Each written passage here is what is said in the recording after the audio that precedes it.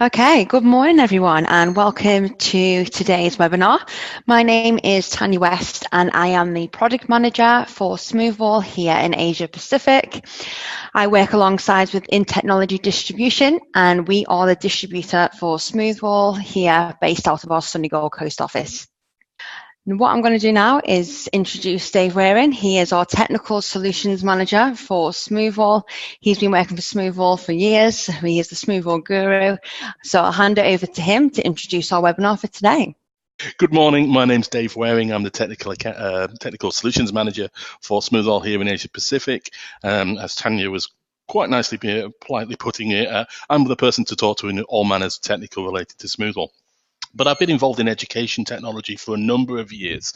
I'm a network security engineer by trade, focusing mainly on content security. So anything to do with websites or email and things like that, that's the kind of stuff I'm involved with. And more recently, I've been involved in digital safeguarding, particularly in the education space. So that's what I'm going to focus things on today. And what we're going to do is we're going to go through a number of different things. First of all, we're going to talk about what safeguarding is, a little bit of an overview, why we think it's important, why it should be the focus of what we're doing. I'm going to talk a little bit about what we call the management debate. This is a little bit of a strange thing about how we actually deploy devices and what's possible and what's not possible, depending on various deployment strategies and scenarios. They're going to introduce who Smoothwall are, and we're going to look at the tools and products which Smoothwall bring to the party to help us identify digital safeguarding issues and whether those issues are relevant and need further action. So let's crack on. I'm going to try and keep things down to 30 minutes today. I usually do some polls and audience participation in these kind of things. I'm actually going to cut those out today just so we can get through the content, because we want to go through those tools. And if you hang around to the end, hopefully we've got something a little bit special. We've got a brand new thing which we want to show you. It's going to be announced here and shown here for the first time. So please keep around until the end, and we can show you what that is. So what is safeguarding? And safeguarding means a number of different things to different people. But I think over the last few years, we've actually, as a society, kind of got our heads around what we mean about safeguarding and well-being, particularly in a digital setting. It's behavior which is either problematic or of risk of real-life consequences to our young people. And this can be a variety of different things. It might be things related to well-being to the person, so things like suicide, self-harm, those kind of mental health issues, depression, and psychological distress. Or it might be things where it's targeted at other people, so the cyberbullying, discrimination, victimization, those kind of things. Or indeed, it might be things which are of harm to society, so things like criminal behavior, petty theft, drug usage, those kind of antisocial behaviors also come under the umbrella of safeguarding and well-being.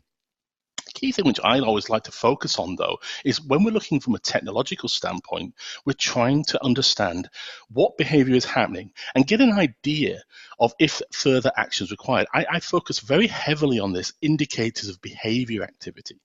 If we can actually find things which are showing a certain pattern, we can then take further action. And that action's very, very needed in today's society. With very recent kind of research coming through from sources like the Australian Office for E-Safety Commissioner, we have a very high level of young people being exposed to victimization and cyberbullying. Over 20% of our young people these days are having that behavior targeted towards them, and over a quarter are actually engaging with activities with people of unknown strangers online. So the actual place where this behavior is happening, it's certainly happening, and our young people are certainly involved with it. And because of the kind of levels of our young people are being subjected to, we've got very high levels of psychological distress across all our states and territories. So, over a third of most school kids these days are experiencing those high levels of psychological trauma.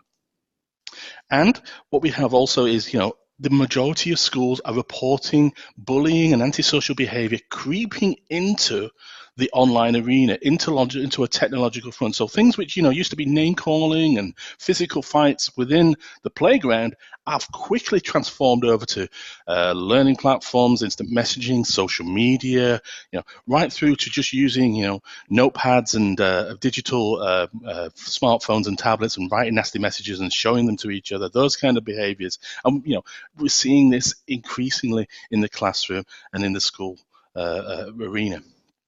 And the one thing which we have seen is the people who are exposed to this kind of risks and this kind of behavior are not the older kids. It's not the year 12 when people going into further education, tertiary education, or the workplace.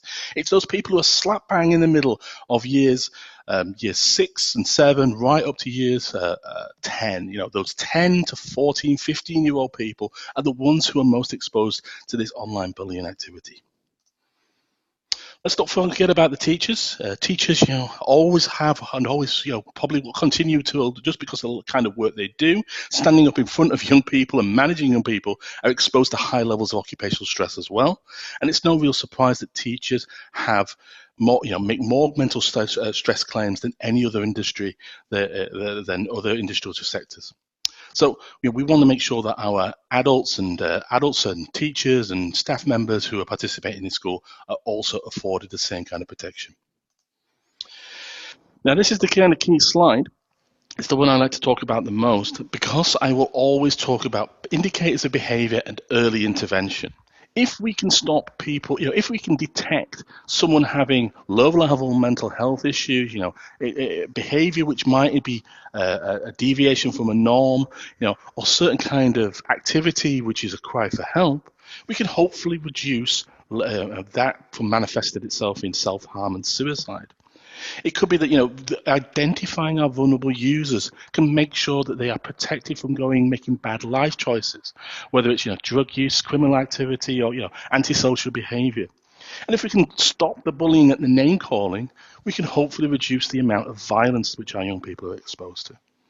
So hopefully this is all pretty kind of common sense to everyone. But just to reiterate that early detection of behavior can lead to positive outcomes. Okay, we're going to move this over now to a little bit of more of a conversation. Now, this is a new slide into my slide deck recently because whenever I'm talking about deploying safeguarding tools, whether it's on-premise appliances, endpoint clients, managed services, whatever it is, there is often a discussion about whether this is going to be able to afford protection. And there are essentially two questions which need to be asked when looking at managing devices, when looking at managing behavior. And that's really about where the device is actually located. And I mean, logically speaking, what network is it connected to? Is it connected to something which is owned by the school and managed by the school? And that device itself, does it have management capabilities by the school? Now, these kind of decisions not only affect things like purchasing and parental involvement and things like that, but they also affect how we are able to monitor those devices. It effectively draws the demarcation between the school's responsibility and the parent and the student's responsibility. So the two questions you need to ask yourself is the device managed, or is the device on a managed network? If the answer to either of those questions is yes, you are able to provide some safeguarding protection for that person. If the device is a pure BYOD device, or is a guest device, or indeed that device is at home or taken off site on a field trip or to another location like an external council library, for example, and you don't have either of those protections, you are not able to afford a meaningful enforcement and safeguarding posture. So when I'm talking about the management debate, it's quite clear that you need to actually look at what kind of relationships you have with parents, what kind of management profiles you're able to deploy, and whether this kind of protection is going to be effective for you.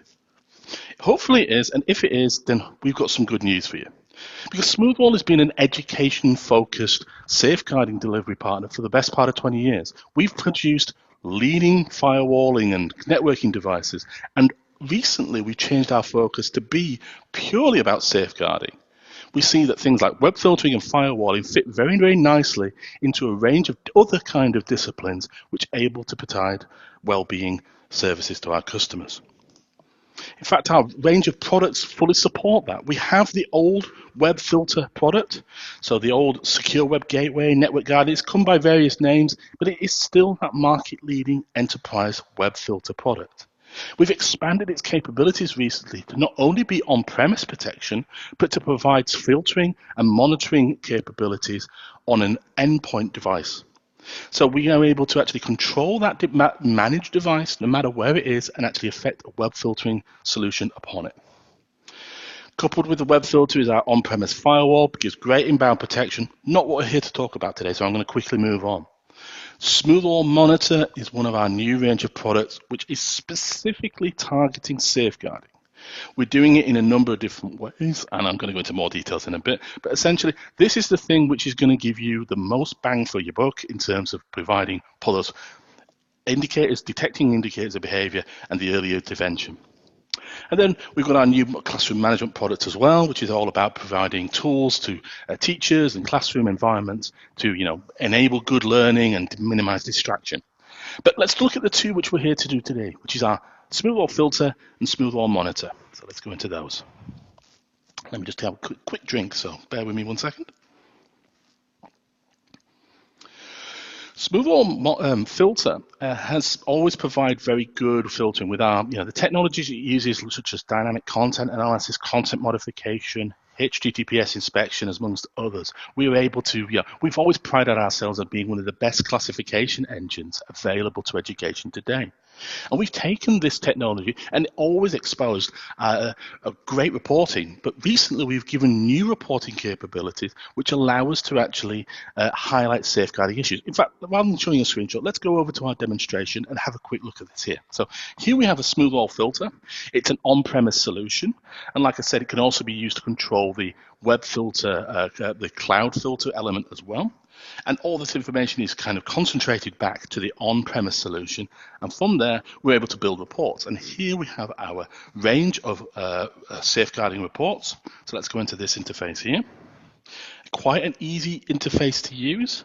And this interface can be exposed in a portal which teachers can access, or more accurately, digital safeguard leads, pastoral care, those kind of people can get to immediately. What we can do is we can report against 7 known rule sets related to safeguarding. Those are abuse, adult content, bullying, criminal activity, radicalization, substance abuse, and suicide. So let's pick one of those here, and I can actually further filter my reporting and capabilities to a specific user group or cohort. And I can also, report over various date ranges. I'm just going to look at things which have gone through the filter today, and then I go ahead and run the report. And what we can see is we actually get reports about specific individuals. Again, safeguarding is a personal thing. It's something which is a user-instigated action as opposed to a machine or technological instigated action. So the first thing we need to focus on is the person, the user. We get information about their specific name, and then we've also got their user group here. And we can see that they have actually triggered one of our self-harm categories. And the level of severity which we're actually detecting is danger. So that might indicate that there's a significant problem which needs attention. So let's go ahead now and actually click on here and get some further information. And what this is doing is it's looking at the web behavior that's been seen by that particular user over a period of time and showing things which are indicating breach. And just to re-emphasize the point, because this is a network protection, fundamentally this is the thing which sits at the edge of your network and does all your web filtering. It is applicable to both managed and BYOD environments. Because someone is using your infrastructure, we can enforce that they are going through our filtering technology and therefore able to provide this level of reporting and capabilities to them. So we can see that Rod is actually, looks like he's been going to a couple of different websites. He's been typing in some Google search terms which might give us concern. He's been going to websites which are known to pass on content related to this subject matter. And if I choose to, I can actually get further information by clicking on here and getting additional information about what was happening both prior and after the breach. And we can see here, this can also surface further information which might not have been picked up as blocked activity. So if you look here, we can see that Wikipedia has been accessed as a resource, and we can see that Education and reference was the reason, so that's the reason why it didn't show up in the initial report. It might be we don't want to reduce the number of false positives being seen, and Wikipedia is a good educational resource, but we can also see that he's been accessing content which might give us cause for concern. And all of this information is great. It gives us great historical reporting on behaviour, and we advise our digital safeguarding leads or people in safeguarding and student welfare roles to go in here and regularly run reports and see what's going on. But because it's so good, we've built a full notification engine around it. This allows us to actually send a variety of different reports, either weekly, monthly, or daily kind of digest reports about specific user groups or indeed the entire user population. And if we choose to, we can actually target different recipients of these reports, and we can actually further reduce the amount of results, filter them down based on the rule safeguarding set. But we can also do instant alerting based on email and SMS if those have been set up. So because of this, we can see that we've got monthly and weekly reports going to heads of school and department, but we also can see that we can put various students or teachers on different kinds of behaviour watch. So in his case, Rod might be given a specific suicide watch kind of notification rule set. So that's what we can do within the safeguarding reporting within the filter product. Hopefully you can see that that can be applied to both managed and BYOD environments as well. Let's talk about the second thing which we usually use to deploy within our time frame, and that's Smoothwall Monitor. Like I said before, this is a technology which is specifically targeted towards providing safeguarding information. It was previously called Smoothwall Radar, and if you've heard us talk about this over the last 12 months, you might have heard it gone by that name, but we're completely rebranding this. As you can see, the whole Smoothwall product set has been rebranded lately, and I spent a lot of time this week rebranding this presentation into the new color scheme, but that's by and by. It used to be called Radar, it's now called Monitor Self-Service, and this is essentially an endpoint technology which gives us safeguarding visibility into a managed device, but no matter where that managed device is taken. So it might be taken off site, it might be taken home, it might be used in the classroom, it might be used anywhere on school premises. And it works in conjunction with the online filter as well. But what we're able to do is actually show what's going on that device at a particular time. How do we do that? What we're actually doing is we're deploying an endpoint client, and that allows us to actually monitor what is typed into the keyboard and what is shown on the screen. And we're using that information to make a determination about whether something is indicating a breach of safeguarding protocol. In fact, let's go over to the actual live implementation rather than looking at screenshots. So let me just move this out of the way, and I'll go over to Smoothwall Monitor. So this is Monitor Self-Service.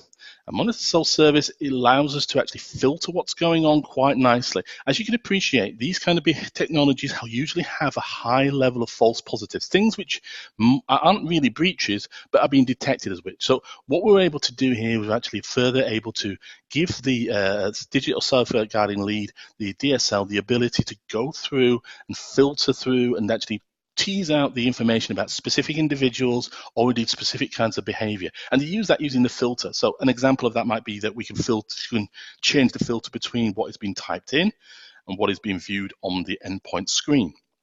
And because of that, we're able to actually kind of get a determination whether action is being instigated or whether someone's being a victim of a certain type of action. We can also change the themes as well, and similarly, we have the ability to categorize on various themes. We also have stuff coming through from different languages. We can pick up different user groups, and we can report over a certain time period. But here we have the main technology which we use to filter what's going through. It's what's called that capture heat map. It's an ability, it's a pictorial reference to safeguarding breaches.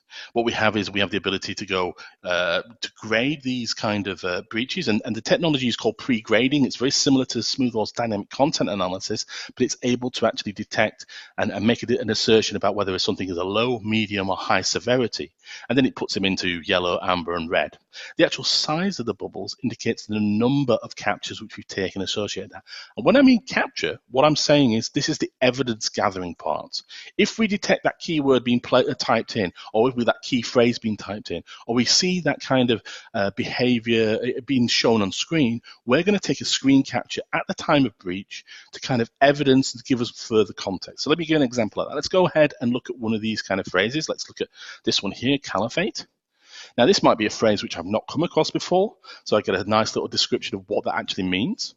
I then get an indication of the kind of time frame that these behaviors have been seen and who's been engaged in this, and I can actually do further filtering here. But the key bit I'm looking for is this little capture here. I'm going to click on here, and this is going to take us through to the capture listing. And the capture listing is actually the evidence which we're seeing as something as someone's accessed. Now, we might notice that this is running a little bit slow. That's because my demonstration system for this, the stuff with the actual demonstrating data in there, is actually located in the United States. But we do have our production instances here in Australia. So they're actually run out of Azure, and we're able to actually provide both better performance because they're local, but more importantly, we're able to provide data assurance and data sovereignty about that information staying onshore within Australia. So you can see here we've got a capture listing here. Again, I get further information, things about where that device is and things like that. But what I probably want to do is click on it and actually get information about the actual capture. Now, that's possibly a little bit small, so I've got the ability here to enlarge. And we can see that this is actually an email conversation between the actual user, and it looks like he's sending things to external parties about behavior which might be classed as illegal, and we might want to get involved with law enforcement or talk to him in a certain aspect around this particular kind of terminology he's using. We also can use the Smoothwall monitor system to actually record safeguarding events and keep records about action. So we can actually grade this for further analysis. We can mark it as a false positive as necessary. And safeguarding lead people can actually go in here and write additional comments and say, what action has been taken. So it can be used as a digital record keeping or safeguarding incidents as well. Let's quickly go through another example. I'm going to go back over to the capture heat map. I'm just going to show a number of different other captures, and hopefully it won't take too long, like I say. Okay, let's look at this one. This one, big bubble here. Sex with you was the phrase which it actually recorded. And here we can open up the captures, and what we'll see is actually it's a Gmail conversation between two of our school kids who did having a conversation about their sexual activity. And again, depending on the age and context and age differences between the two, it might lead to further safeguarding action as required. Because we're using an agent now, we don't always focus on what is being presented in the browser. We have the ability to actually detect things which are outside of the browser. So applications, whether it's nasty words written in Word or PowerPoint or Excel and shown to other users, it might be stuff to do with inside instant messaging clients or social media clients and apps and things like that. In fact, we have very good client kind of support as well. So we have clients for Smoothwall Monitor self-service for Windows, macOS, iPad, and Chromebook, covering all of the major operating systems in use in Australian education today. So that's Smoothwall Monitor. I did promise you something a little bit special, and we're going to show you something which is hopefully coming in the next couple of weeks to us. What this is a little sneak peek of Monitor Self-Service's sister product. It's called Monitor Managed, and it's very similar in its execution to Monitor Self-Service. However, it has the added ability to provide a human element to breach detection. So it's an endpoint client. It deploys on a number of different client operating systems. It can monitor things typed in. It can monitor things being searched and things like that. But the key thing is, that information gets sent up to the cloud. Additional machine learning and AI and all those buzzwords is applied to that knowledge, and then it's passed through to a human moderation team, which is comprised of child psychologists, ex-law enforcement, people who are really, really skilled in detecting safeguarding instances. This service is offered on a 24/7 basis and allows the person to actually make a determination, a real human determination about what's actually being shown.